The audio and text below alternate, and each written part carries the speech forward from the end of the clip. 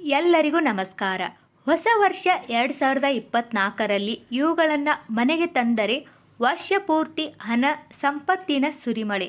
ಹೊಸ ವರ್ಷ 2024ರ ಆರಂಭಕ್ಕೆ ಇನ್ನೇನು ಕೆಲವೇ ದಿನಗಳಿವೆ. 2024ರ ಹೊಸ ವರ್ಷ ಆರಂಭಕ್ಕೆ ನೀವು ಈ ವಸ್ತುಗಳನ್ನು ಮನೆಗೆ ತಂದರೆ ಅದೃಷ್ಟ ನಿಮ್ಮನ್ನು ಹುಡುಕಿ ಬರುತ್ತದೆ.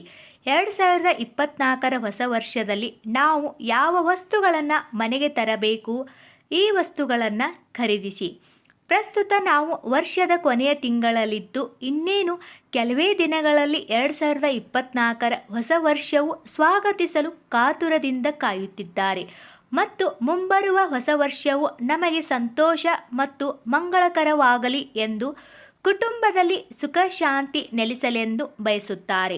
ಈ ಕಾರಣಕ್ಕಾಗಿ ಮನೆಯಲ್ಲಿ ವಿಶೇಷ ಪೂಜೆಯನ್ನು ಮಾಡುತ್ತಾರೆ.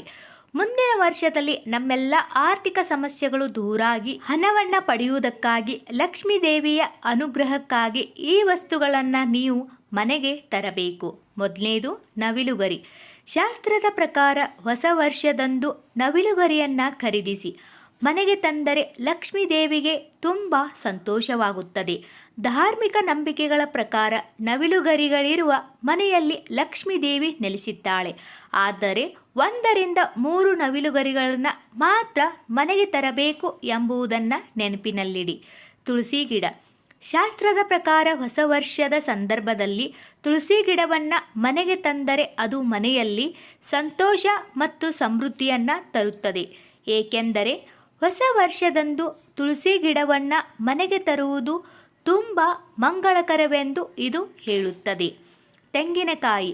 ಶಾಸ್ತ್ರದ ಪ್ರಕಾರ ಹೊಸ ವರ್ಷದಂದು ಚಿಕ್ಕ ತೆಂಗಿನಕಾಯಿಯನ್ನು ಮನೆಗೆ ತರುವುದು ತುಂಬ ಮಂಗಳಕರವೆಂದು ಪರಿಗಣಿಸಲಾಗಿದೆ. ಚಿಕ್ಕ ತೆಂಗಿನಕಾಯಿಯನ್ನು ಕೆಂಪು ಬಟ್ಟೆಯಲ್ಲಿ ಸುತ್ತಿ ನೀವು ಹಣ ಇಡುವ ಸ್ಥಳದಲ್ಲಿ ಇಟ್ಟುಕೊಳ್ಳಬೇಕು. ಇದು ಮನೆಯಲ್ಲಿ ಸಂತೋಷ ಮತ್ತು ಸಮೃದ್ಧಿಯನ್ನು ಕಾಪಾಡುತ್ತದೆ. ಇದರೊಂದಿಗೆ ನೀವು ಧನಾಗಮನವನ್ನು ಕೂಡ ಪಡೆದುಕೊಳ್ಳಬಹುದು. ಮುತ್ತಿನ ಶಂಖ. ಹೊಸ ವರ್ಷದಂದು ಮುತ್ತಿನ ಶಂಖವನ್ನು ಮನೆಗೆ ತರುವುದು ತುಂಬ ಮಂಗಳಕರವೆಂದು ಪರಿಗಣಿಸಲಾಗಿದೆ. ಹೊಸ ವರ್ಷದಂದು ಮುತ್ತಿನ ಶಂಖವನ್ನು ಮನೆಗೆ ತನ್ನಿ ಮತ್ತು ಅದನ್ನು ನೀವು ಸುರಕ್ಷಿತ ಸ್ಥಳದಲ್ಲಿ ಅಥವಾ ನೀವು ಹಣ ಇಡುವ ಸ್ಥಳದಲ್ಲಿ ಇಡಿ. ಶಾಸ್ತ್ರದ ಪ್ರಕಾರ ಹೀಗೆ ಮಾಡುವುದರಿಂದ ನೀವು ವರ್ಷವಿಡೀ ಹಣದ ಸಮಸ್ಯೆಗಳನ್ನು ಎದುರಿಸಲು ಸಾಧ್ಯವಿಲ್ಲ. ಲಾಫಿಂಗ್ ಬುದ್ಧ.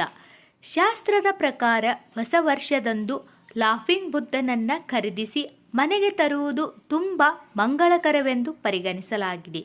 ಇದರ ಪ್ರಕಾರ ಲಾಫಿಂಗ್ ಬುದ್ಧನನ್ನು ಯಾವಾಗಲೂ ಮನೆಯ ಈಶಾನ್ಯ ದಿಕ್ಕಿನಲ್ಲಿ ಇಡಬೇಕು. ಹೀಗೆ ಮಾಡುವುದರಿಂದ ನಿಮ್ಮ ಮನೆಗೆ ಆರ್ಥಿಕ ಮುಗ್ಗಟ್ಟಿನಿಂದ ಮುಕ್ತವಾಗುತ್ತದೆ ಎನ್ನುವ ನಂಬಿಕೆಯಿದೆ. ಈ ಎಲ್ಲ ಮಾಹಿತಿ ನಿಮಗೆ ಇಷ್ಟವಾದಲ್ಲಿ ಪ್ಲೀಸ್ ನಮ್ಮ ಚಾನಲ್ಗೆ ಲೈಕ್ ಆ್ಯಂಡ್ ಸಬ್ಸ್ಕ್ರೈಬ್ ಮಾಡಿ. ಎಲ್ಲರಿಗೂ ಧನ್ಯವಾದಗಳು.